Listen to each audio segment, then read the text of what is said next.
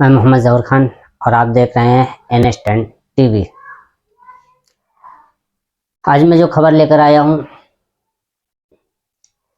भिखारी गैंग का नेटवर्क कानपुर से दिल्ली तक।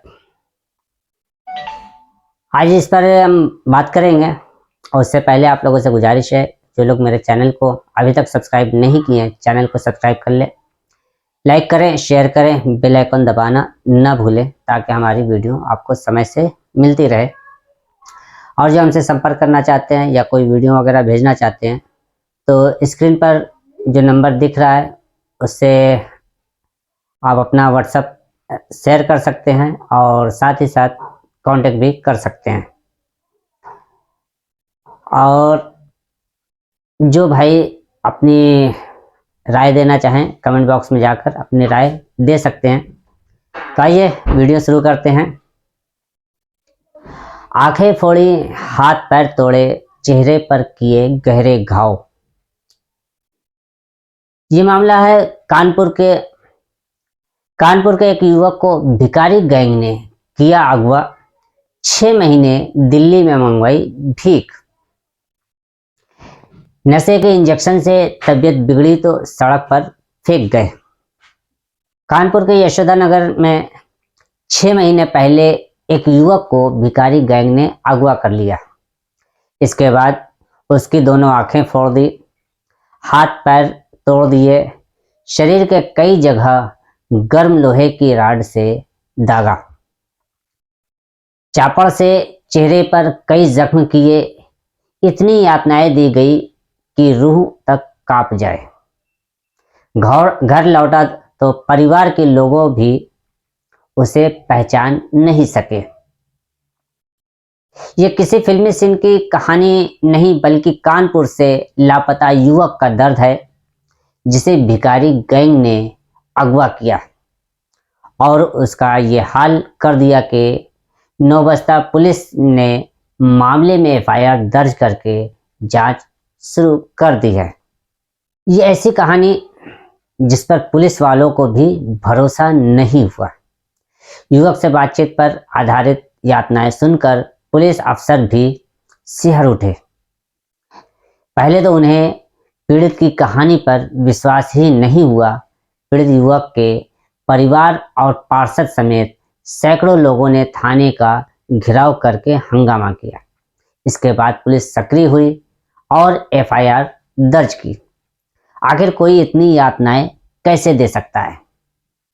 क्या सच में भिखारी गैंग शहर में इस तरह सक्रिय है?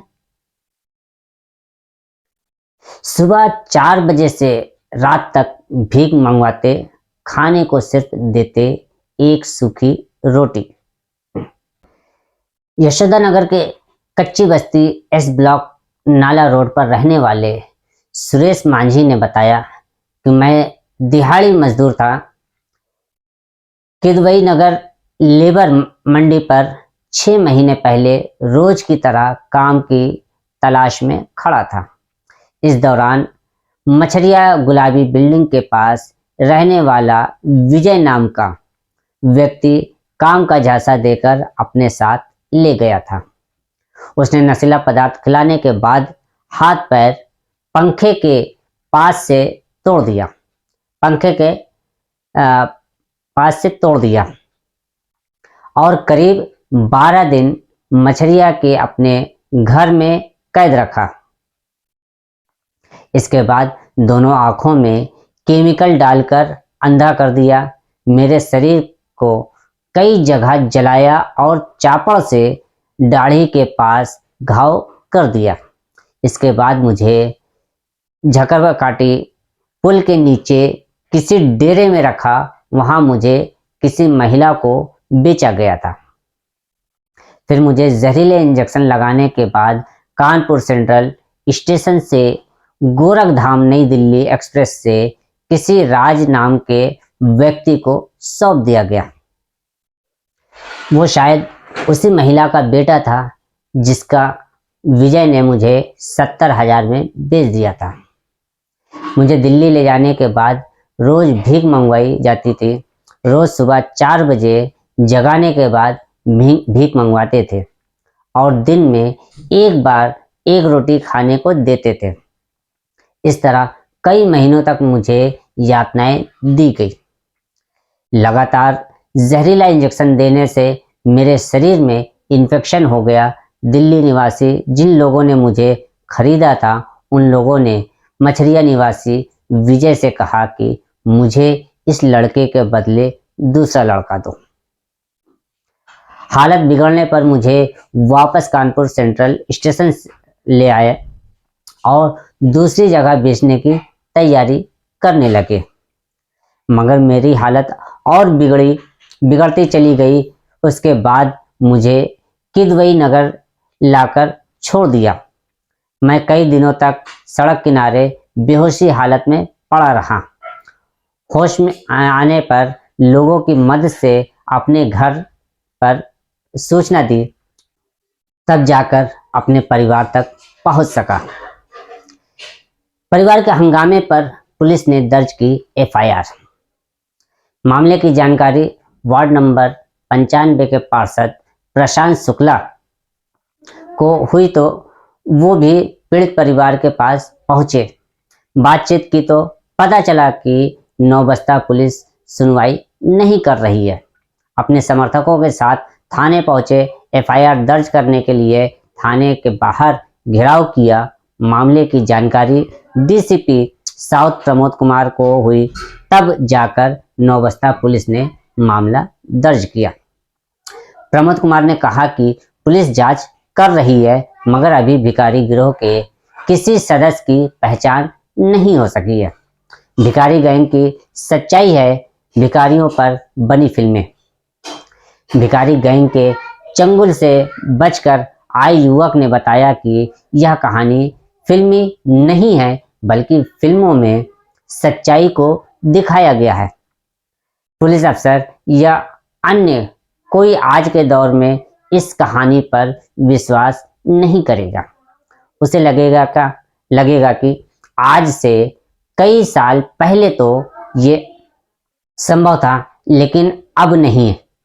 जबकि सच्चाई है कि कानपुर से लेकर दिल्ली और मुंबई समेत पूरे देश में भिखारी गैंग का नेटवर्क फैला हुआ है। बच्चों से लेकर युवकों को अगवा करके उनके हाथ पैर तोड़ने के साथ ही अंधा करके भीख मंगवाई जाती है। दहशत में है सुरेश माझी।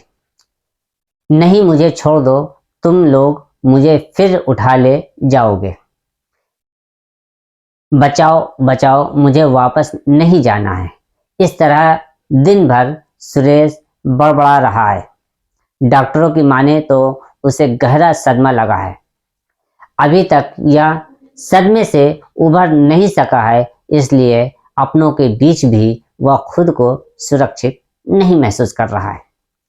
इसके चलते वह रह रहकर चिल्लाने के साथ ही बचाने की गुहार लगा रहा है। तो देखा ये किस तरीके से भिखारी गैंग जो बच्चों को अगवा कर भीख मंगवाते हैं, हाथ पैर तोड़ देते हैं, उनका नेटवर्क कितना बड़ा है। लेकिन पुलिस के पास इसका कोई जवाब नहीं। तो आज की वीडियो आपको कैसी लगी, कमेंट बॉक्स में जाकर अपनी राय जरूर दें। एक मरतबा फिर से गुजारिश करेंगे कि जो लोग मेरे चैनल को अभी तक सब्सक्राइब नहीं किए हैं, चैनल को सब्सक्राइब कर लें, लाइक करें, शेयर करें, बेल आइकन दबाना न भूलें, ताकि हमारी वीडियो आपको समय से मिलती रहे। तो आज के लिए बस इतना। कल फिर मिलेंगे किसी नए टॉपिक पर। तब तक के लिए धन्यवाद। जय हिंद।